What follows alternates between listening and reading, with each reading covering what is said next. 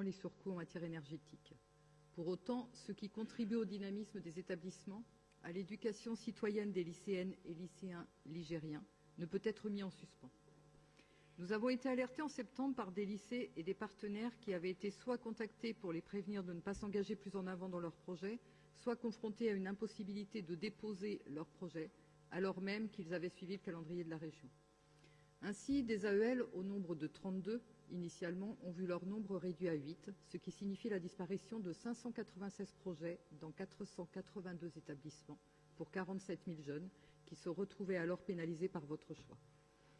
Je rappelle que les AEL couvrent des thématiques qui sont loin d'être anodines: la mémoire de la Shoah, l'esclavage, les valeurs de la République, la lutte contre les addictions, l'éducation à une alimentation saine ou encore la transition écologique et énergétique, entre autres.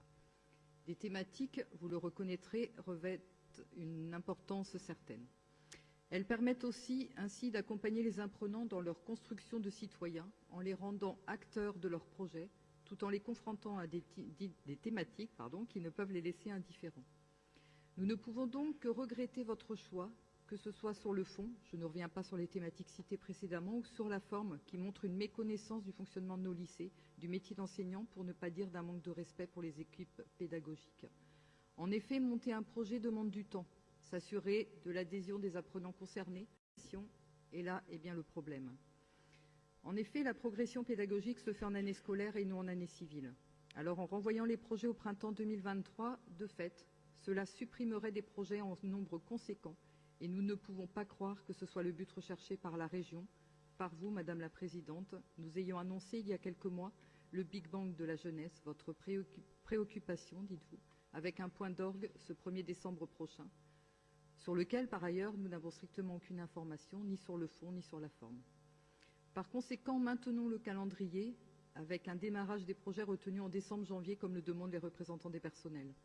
Nous nous réjouissons que vous ayez déjà fait un premier pas. Alors chiche, pour nos jeunes Ligériennes, nos jeunes Ligériens, maintenons les AEL sous la forme qui était la leur. Cela répondra également aux inquiétudes des représentants des personnels de direction exprimées lors des dernières plénières et à celles bien légitimes des intervenants culturels. Un mot maintenant sur le rapport sur le handicap.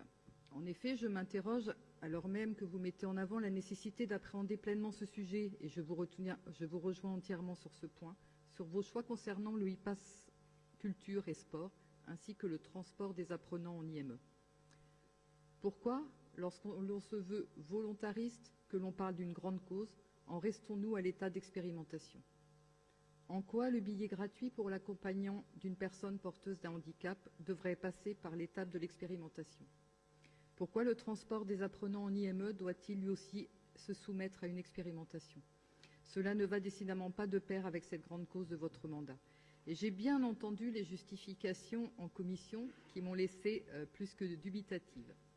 Alors chiche, là aussi, pour passer à l'étape suivante et faire preuve ainsi d'un plein esprit volontariste fort.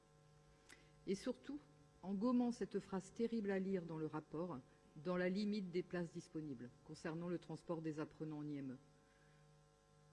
Vous reconnaissez une des difficultés qui sont le quotidien des personnes porteuses d'un handicap en mettant en place ce dispositif. Et c'est tout à votre honneur. Alors s'il vous plaît, n'en faites pas un outil de discrimination.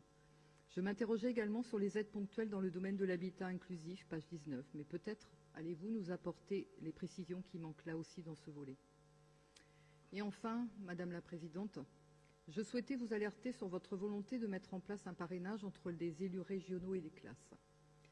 Non seulement cela pourrait être perçu comme de l'ingérence par les équipes pédagogiques, mais cela pose question quant à l'approche qui pourrait en être faite. En tant qu'enseignante, je sais, nous savons que tous les enseignants peuvent faire appel à un élu lorsqu'ils le souhaitent. Je n'en dirai pas davantage sur ce sujet, qui est apparu dans les rapports de la commission sectorielle 7, mais je pense que vous êtes sur le point d'ouvrir la boîte de Pandore. Merci Madame la Présidente pour votre écoute.